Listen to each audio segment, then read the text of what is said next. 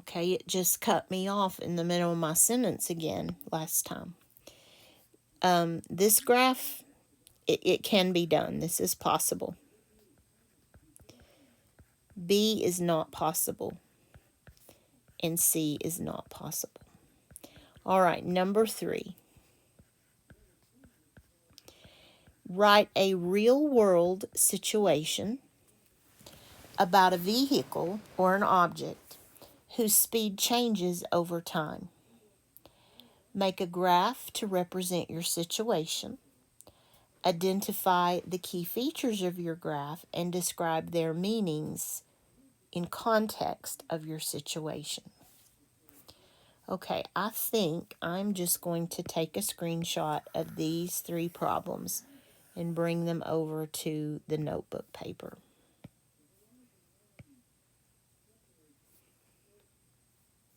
Okay. So they want us to make up the story for the problem and to graph the problem. All right, so we need to come up with a story about a vehicle or an object. So I'm going to use a vehicle.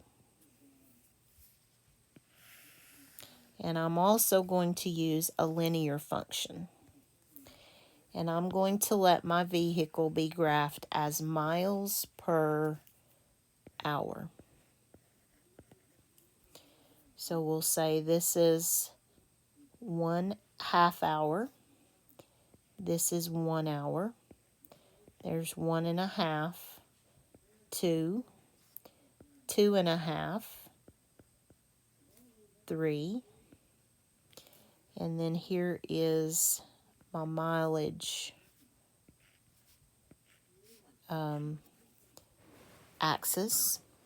So I'm going to say 40, 80, 120, and 150, and 180, and that'll work just fine. No, it won't. I can't add. 120 plus 40 is 160, and then this would be 200. Okay, so let's put a point on our graph at 1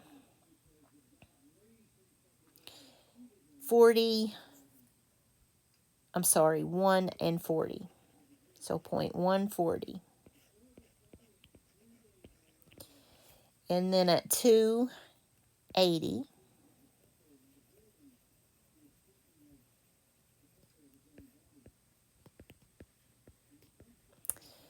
And at 3, 120.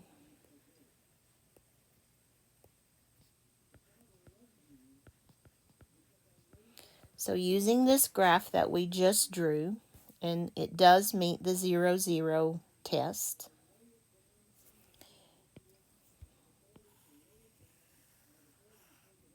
Here comes my story.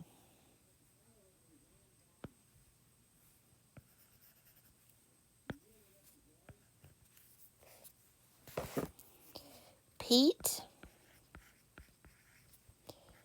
is driving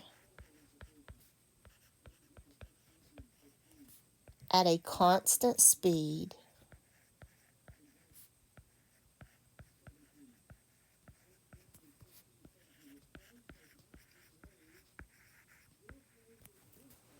okay.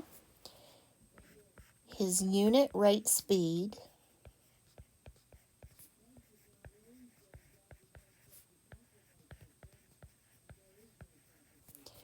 is 40 miles per hour. So let's do let's do the y-intercept.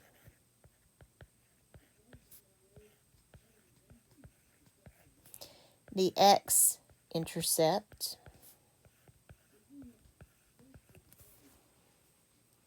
Let's do slope using rise over run and unit rate. If you use rise over run, you're going to get a rise of 2 a run of 4. Now that's in terms of boxes. But if you calculate that in terms of speed, you're getting a rise of 40 to a run of 1 hour. A rise of 40, a run of 1 hour. A rise of 40, a run of 1 hour. So slope is a rise of 40 to a run of 1 miles to hours. That's also our unit rate.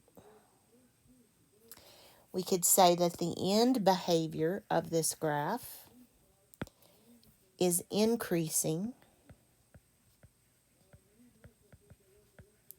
to positive infinity.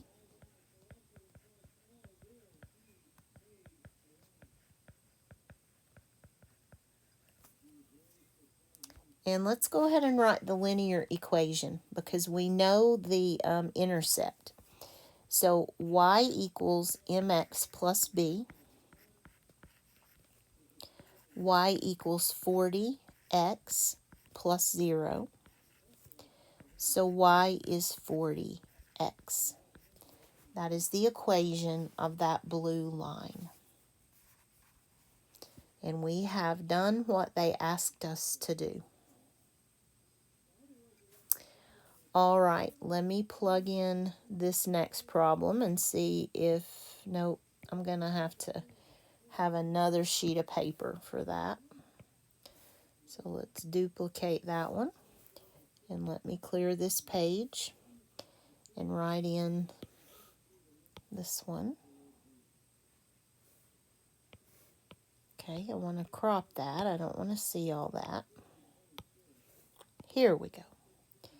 We want to look at number 4.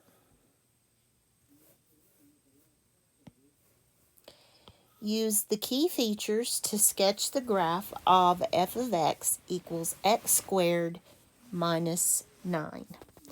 And use the key features or describe the key features that you used. Okay, let's find our intercepts.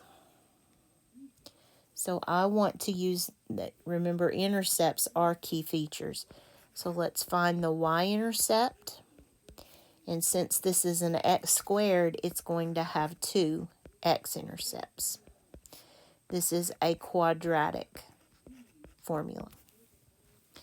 Okay, so if you use the function notation, you have f of x equals x squared minus 9.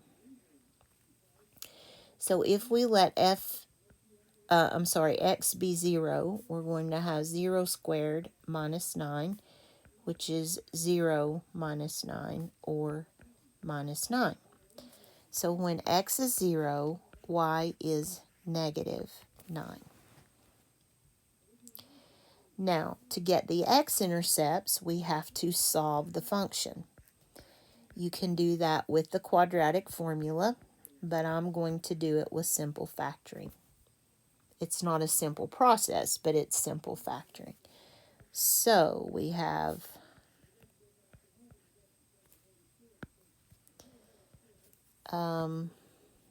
sorry, I'm a fruitcake. I'm doing quadratic formula. Let's do x and x.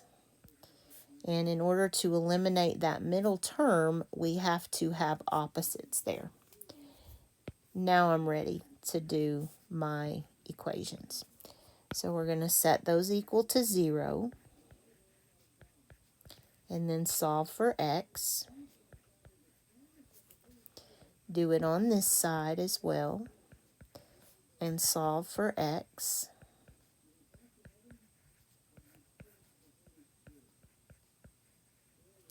So we have x is positive 3 when y is 0, and x is negative 3 when y is 0. I can tell you based on the x squared. Let me just rewrite it one more time. Where f of x equals x squared minus 9. I can tell you, because this is a second degree equation, that it will be a parabola. It is a quadratic equation. It's a parabola that opens up. It's positive. So let's see if we can sketch this lovely thing. I need a graph that goes pretty deep in the y negative direction, toward negative infinity. And let's see. Here we go. So at 0, -9, there's 1, 2, 3, 4, 5, 6, 7, 8, 9 is the y-intercept. Then at -3, 0, we have that one, and at +3, 0, we have an x-intercept. So here comes the parabola, I hope. I may have to freehand it, I'm just not sure. That's not a parabola. Let me give him a little more curve down there. Okay, let's see if I can make it fit. Yep, pretty close. All right, so there is the parabola that opens up. We could describe the end behavior, but using those intercepts, we can draw this thing.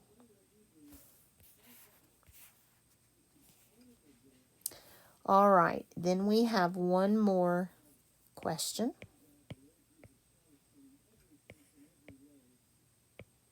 Nope.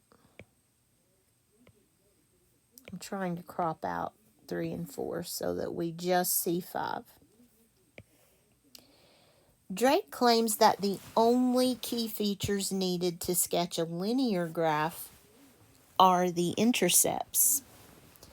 Do you agree with Drake? Why or why not?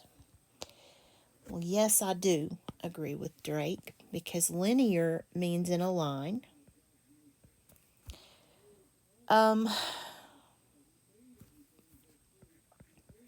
To graph a line,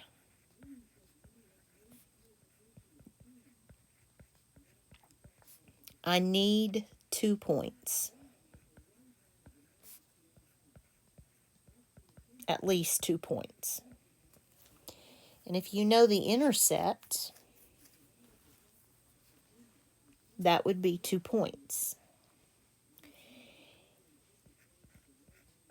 If a line only has 1 point,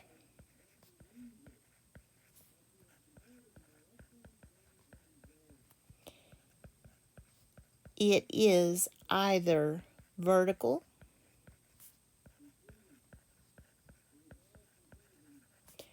or horizontal. And let me give you some examples of all 3 of those situations. So let's start with one where we do know the intercepts, and I'm just making this up out of thin air. All right, let's say that it intersects the y at 0, 3, and it intersects the x at -3, 0.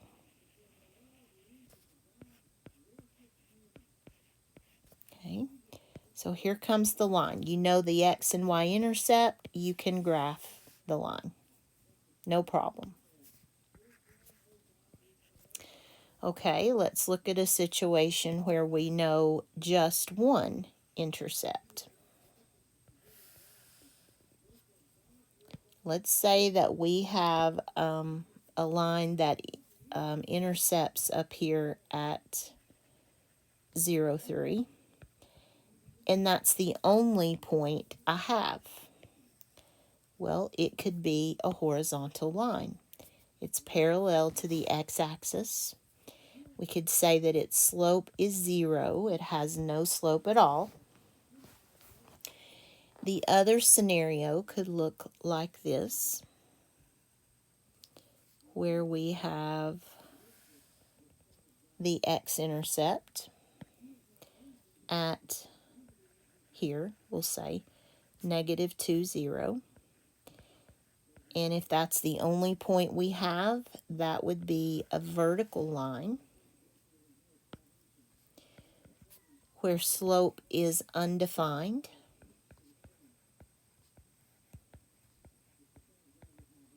But yes, I agree with Drake.